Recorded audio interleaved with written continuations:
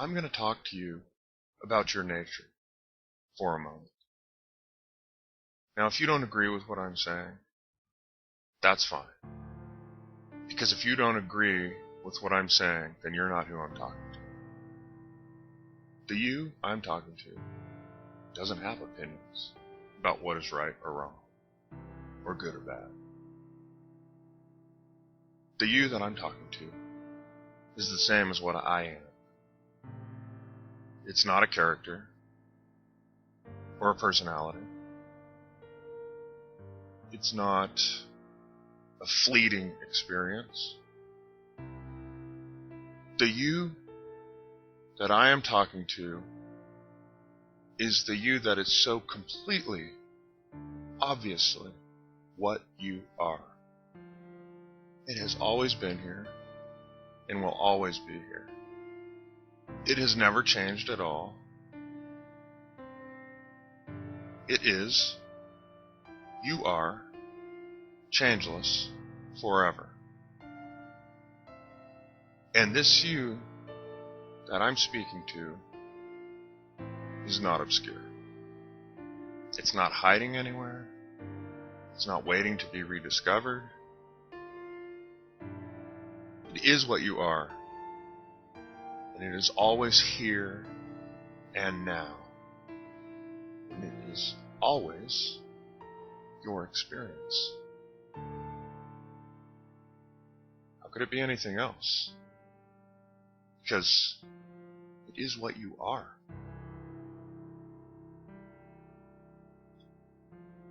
And although it's always you, there is nothing within what you are that is knowable. Nothing you can be aware of.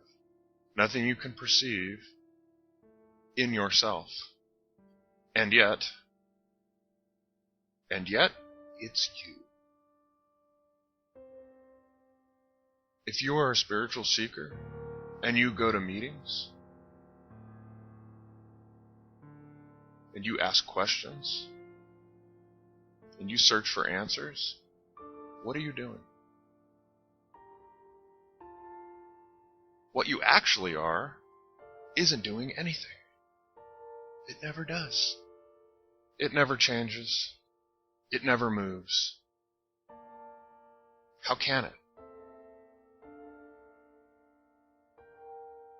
It is, you are, infinite.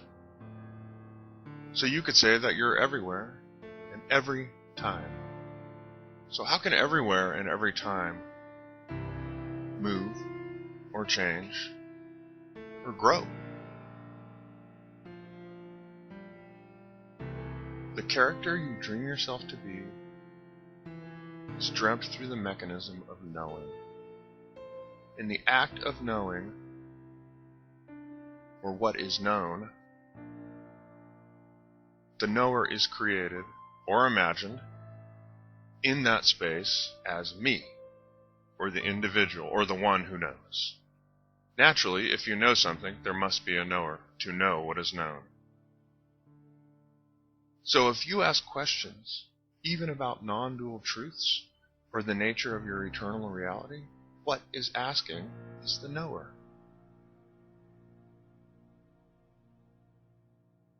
The one who arises in the process of knowing. And as you gather more information or knowledge, you grow or maintain the knower, or the me.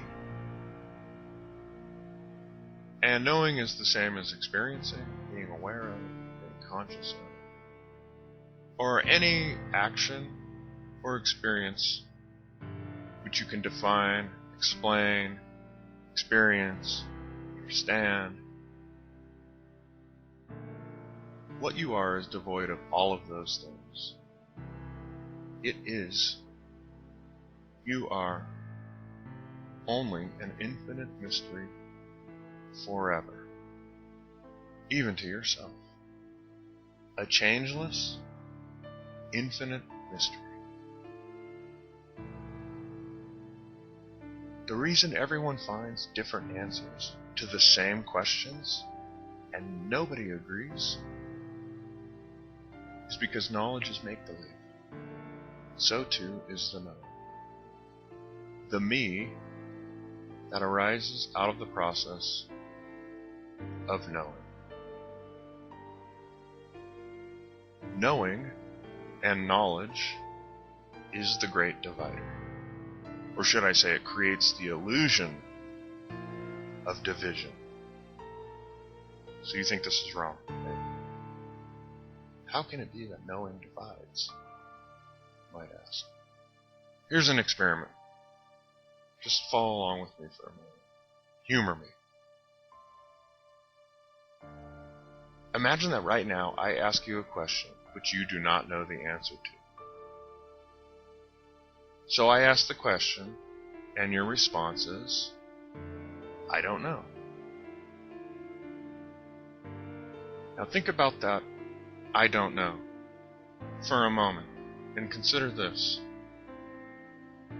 If I ask any person in the world, throughout the entire history of humanity, and as far into the future as you can go, if I ask any person a question, and they don't have the answer to that question, and they respond, I don't know, isn't that the exact same I don't know that you expressed? I mean, literally, exactly the same. Think about this for a moment, and let it sink in. I don't know is exactly the same for every person. Exactly the same. It is simply the state of not knowing. So in a sense, you could say, it's not actually a state at all. For no decision has been made, and no state has been settled into.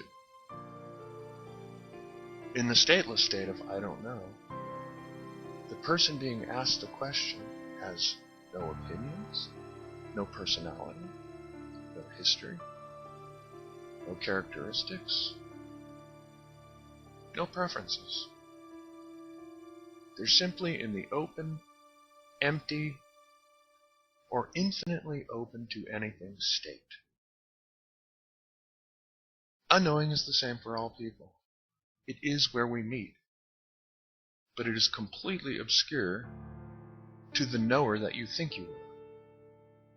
Because the knower demands that it know, perceive, awaken, enlighten, realize, on and on and on. All of those terms really represent the same thing.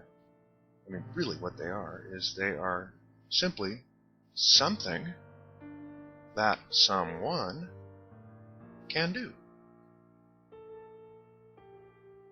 In other words, they are something to be done which creates the need for a someone to do it.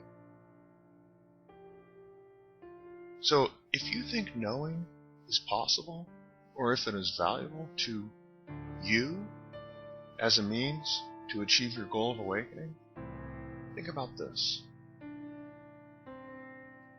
Knowing, as I said, is a tool that does one thing. It creates the illusion of division. Or you could say, the illusion of the one who is divided from the whole. Or even more accurately, you could say that knowing creates a separate individual. If you don't believe this, then consider this. The knowing you possess is completely unique to you. It is absolutely special. No one else in the entire universe knows exactly what you know. So your knowing makes you unique. And even if you say maybe you're part of a community and you all share the same knowing, such as religion or even non-duality, all you have to do is dig a little deeper. On the surface, you may share knowing with some people, but if you take any topic in the basket of knowledge you share with someone and begin dissecting and comparing your knowledge with the other person's knowledge, you will begin to find differences. Even with people whose values and beliefs are seemingly identical to yours. if you scratch the surface, you will find disagreement. No two knowings are the same. Even if you organize people together under a cohesive structure, such as religion, like a structure of organized knowledge that everyone can agree on within that group, there will always be differences within that group. And there will be extreme differences with those who do not believe what your group believes. In other words, other religions, people who aren't religious. Knowing is always in conflict. And even within yourself, knowing comes and goes. Today, you may insist with great intensity that you know a certain thing is true. It's a key aspect of your identity. And yet, 10 years from now, you may have discarded that knowledge completely. So in other words, your knowing does not even agree with your knowing, given time and new information. Knowing is belief, fluctuating constantly and constantly at war with itself, never settling on one true knowing. But unknowing is always the same. Throughout time, throughout space, and within every single person. It always has been the same, and it always will be the same. Now, it's not sexy. It's not an acquisition like realization or awareness or liberation, but it is what you are. And when I say you, I mean the you that you find. Every person who responds, I don't know. I don't know is the same in all people throughout all time. I don't know never changes.